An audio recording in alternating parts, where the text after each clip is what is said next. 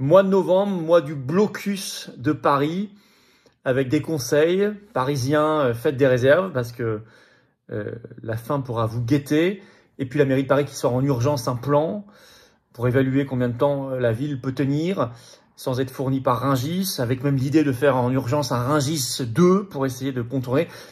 C'est la révolte paysanne.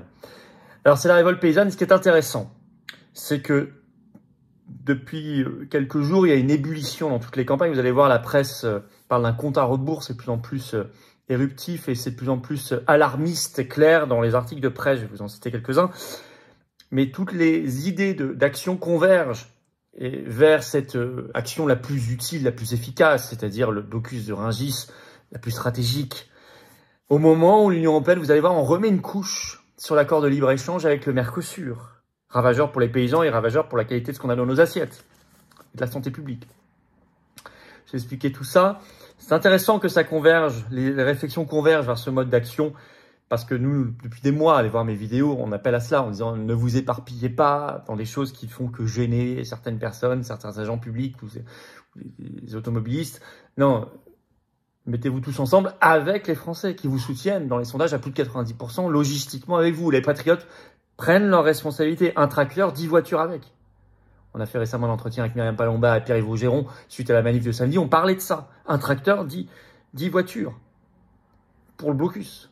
On va parler de tout ça, tout ce qui est en train de se passer. Vous allez voir, il n'y a rien de confus. C'est très très clair.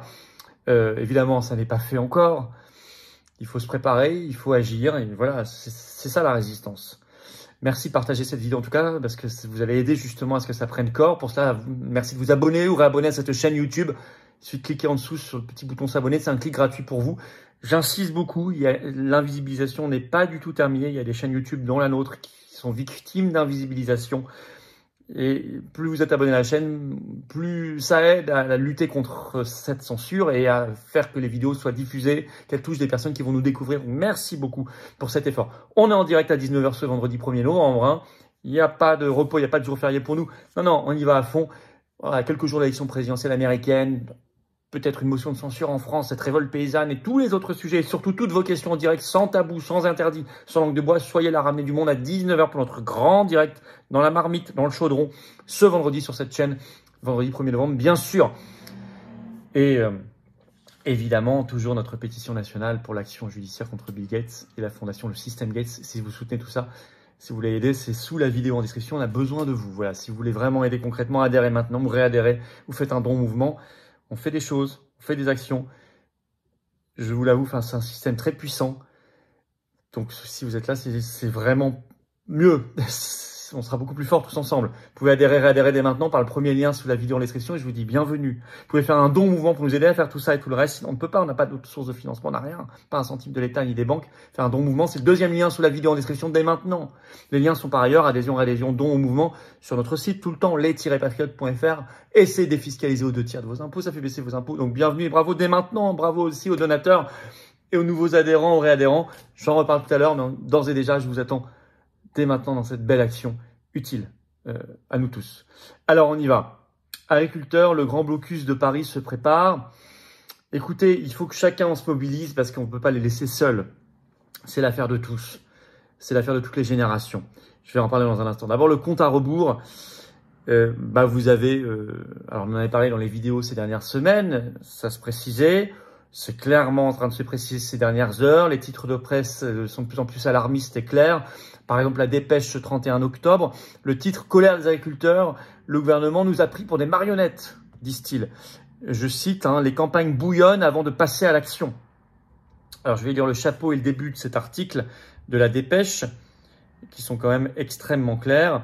Les agriculteurs de la Haute-Garonne estiment avoir été floués et manipulés par les autorités qui, selon eux, n'ont pas tenu leurs engagements. La colère est telle que certains pourraient se lancer dans des actions marquantes. Je cite toujours, dans tout le département, les fermes frémissent en silence. Avec le traité UE-Mercosur, qui promet une ouverture accrue des marchés agricoles à des produits venus d'Amérique latine, la pression monte et l'inquiétude des agriculteurs s'accentue. En réalité, depuis le 19 janvier, le début de la crise agricole qui a embrasé tout le pays, le quotidien des céréaliers et des éleveurs parmi les moins bien rémunérés de France reste inchangé. Fin de citation. Vous avez Libération, ce 31 octobre, qui écrit « Mobilisation, les syndicats agricoles entre surenchère et compte à rebours ». Je cite toujours, le gouvernement se prépare à de nouvelles mobilisations. France 3 sort un reportage ce 30 octobre qui parle des diverses actions en cours. Il y en a beaucoup. Par exemple, ce 31 octobre, il bloquait la préfecture des Ardennes, etc. Et qui parle, je cite, de coups de semonce. Ce qui fait exploser l'affaire, c'est l'accord avec le Mercosur. J'y reviendrai dans un instant, mais déjà, sachez que le calendrier européen, ce serait le 15 novembre. D'ailleurs, nous, on fera des actions fortes à ce moment-là. Je vous en reparlerai.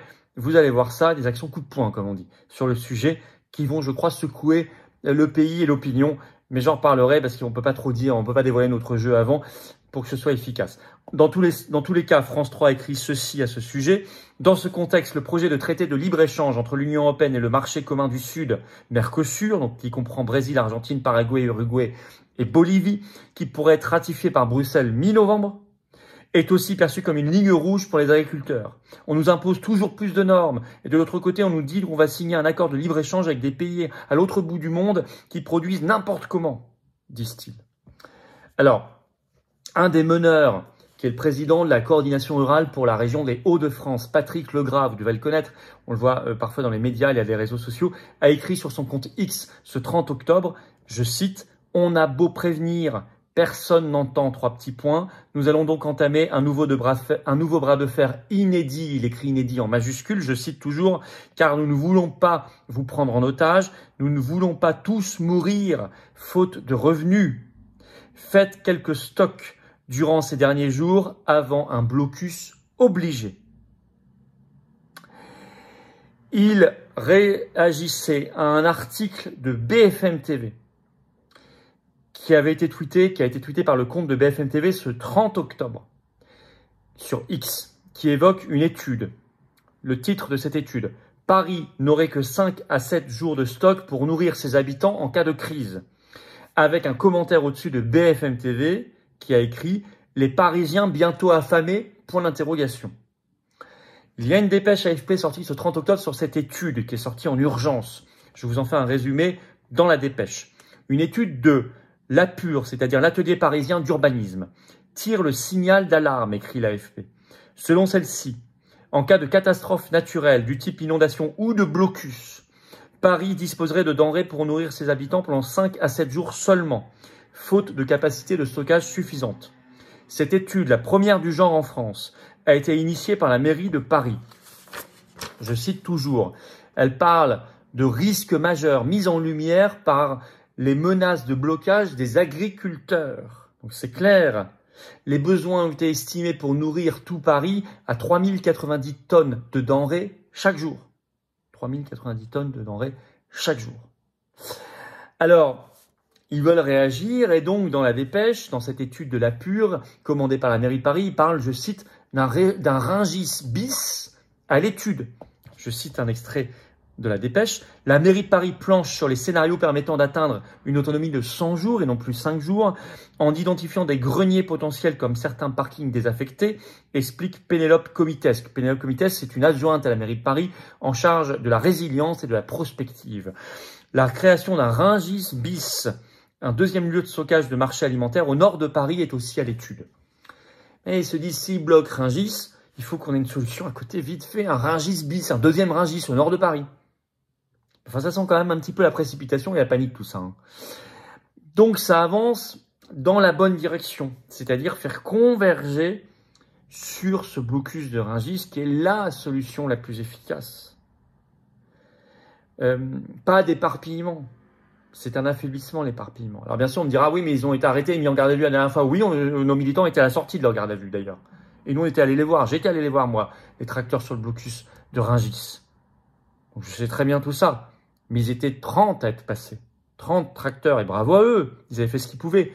Mais ils n'étaient que 30. Et en face, Darmanin avait sorti les blindés de la gendarmerie, les centaures. Et ils referont pareil.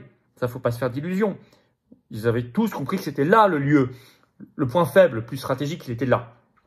Oui, mais parce qu'il y avait que 30 tracteurs. Mais si vous avez des centaines, voire des milliers de tracteurs et de machines agricoles, mais en plus des centaines et des milliers et des milliers et des milliers de véhicules personnels, Croyez-vous qu'ils mettront en garde à vue 10 000 personnes? Ils n'en ont tout simplement pas la capacité logistique d'abord. Sur quel fondement ensuite? Comment ensuite? Ça n'a plus rien à voir. Et là, en plus, vous arrivez directement au cœur de Rungis. Évidemment, ça suppose d'être à la fois que eux convergent entre agriculteurs en colère et que les Français convergent avec eux le maximum. Évidemment qu'il y a 90% de la population qui les soutient, on le sait par toutes les enquêtes, mais il n'y a pas 90% des Français qui vont s'engager logistiquement. Mais il suffit que 0,1% de ces 90% s'engagent, même 0,05%, et ça fait déjà des milliers de voitures. Et c'est suffisant largement, largement. Vous voyez, et ça fonctionne. Moi, j'avais fixé ce ratio pour un tracteur, 10 voitures. Alors, les patriotes, ils seront de nouveau au charbon et encore beaucoup plus qu'au début 2024, lors de la première révolte paysanne. On va être là. On prend nos responsabilités. Oui, nous, on prend toujours nos responsabilités. D'autant que l'Union européenne provoque sur le Mercosur. C'est sorti dans les Échos ce 28 octobre. Je vous lis un petit extrait. Commerce vers un accord UE-Mercosur malgré les réticences françaises. La Commission européenne accélère les travaux pour obtenir un accord commercial avec le bloc sud-américain d'ici à la fin de l'année.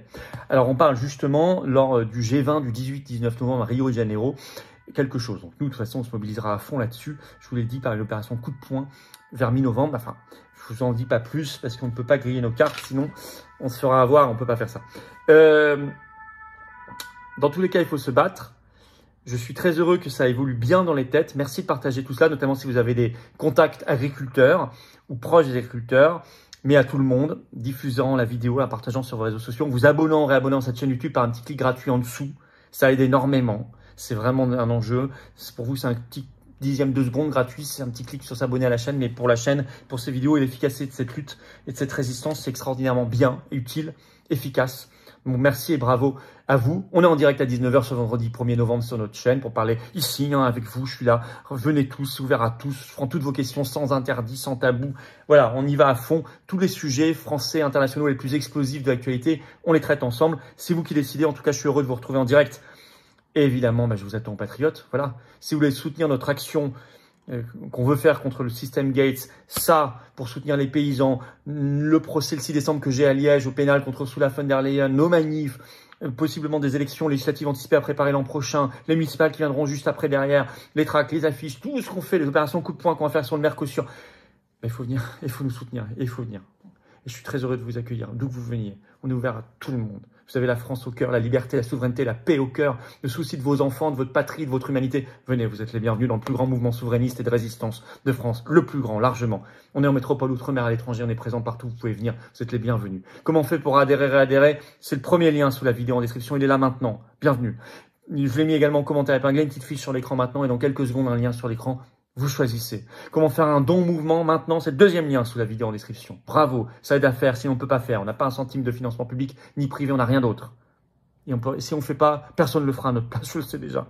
Et comment on fait, sinon pour adhérer, faire un don? Les liens, sinon, sur notre site en permanence, les-patriotes.fr. C'est défiscalisé aux 2/3 de vos impôts, ça fait baisser massivement vos impôts. Vous mettez 30 €, ça enlève 20 € de vos impôts, profitez-en, donnez pas ça au fisc de Macron. Vous mettez 100 €, ça enlève 67 €, vous mettez 3 000 €, ça enlève 2 000 €, vous mettez 6 €, ça enlève 4 €, etc. Bravo donateurs, adhérents, bienvenue aux nouveaux adhérents patriotes, et vive la France.